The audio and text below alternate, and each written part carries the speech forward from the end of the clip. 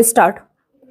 यह निराशाजनक है कि लंबित आपराधिक मामलों को निपटाने के लिए सर्वोच्च न्यायालय ने उच्च न्यायालयों को अस्थायी न्यायाधीशों को नियुक्त करने की जो अनुमति दी थी, उसके अनुरूप किसी उच्च न्यायालय ने आगे बढ़ने की आवश्यकता नहीं समझी।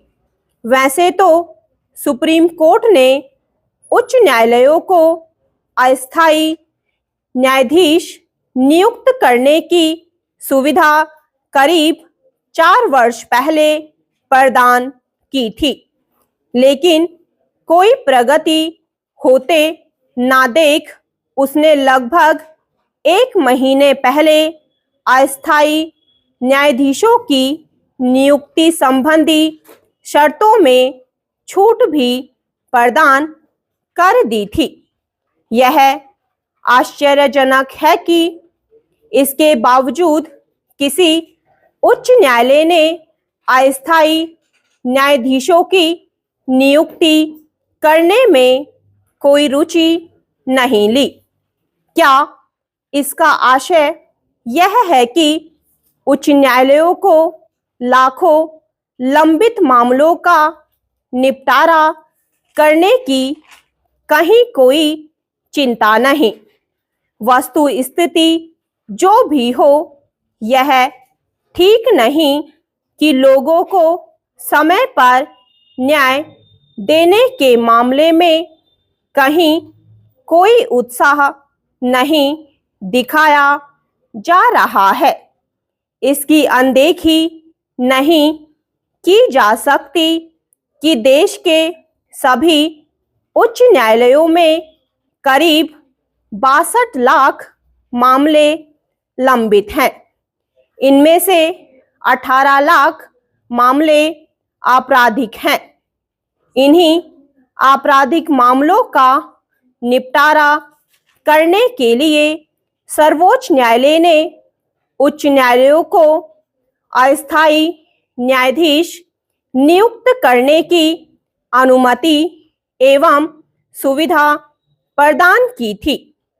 उसने यह अनुमति प्रदान करते हुए अस्थायी न्यायाधीशों की नियुक्ति करने के कई कारण भी बताए थे और यह भी स्पष्ट किया था, अगर रिक्त पद स्वीकृत संख्या के 20% से अधिक हो तो उच्च न्यायालय अस्थायी न्यायाधीशों की नियुक्ति कर सकते हैं।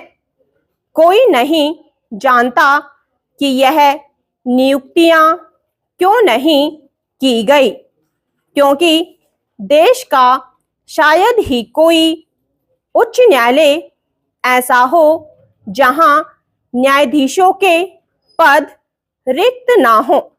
करीब 2 माह पूर्व राज्यसभा में दी गई एक जानकारी के अनुसार विभिन्न उच्च न्यायालयों में करीब 350 पद रिक्त थे।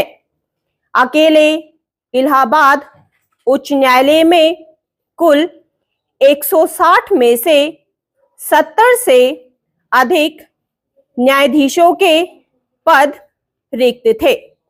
इसी तरह की स्थिति अन्य अनेक उच्च न्यायालयों की भी थी। यह पहली बार नहीं है जब उच्च न्यायालयों ने न्याय चक्र को गति देने में उत्साह का प्रदर्शन न किया हो। इसके पहले यह सामने आया था कि उच्च न्यायालय पूर्व एवं वर्तमान जनप्रतिनिधियों के आपराधिक मामलों की सुनवाई कर रही MP MLA अदालतों की अपेक्षित निगरानी नहीं कर रहे हैं।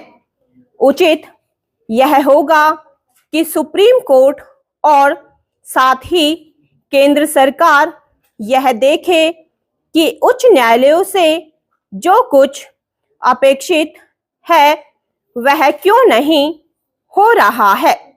इसी के साथ यह भी आवश्यक है कि न्यायाधीशों की नियुक्ति की कॉलेजियम व्यवस्था में भी सुधार हो, क्योंकि उच्चतर न्यायपालिका में स्थायी न्यायाधीशों के रिक्त पदों को भरने में बहुत समय लगता है।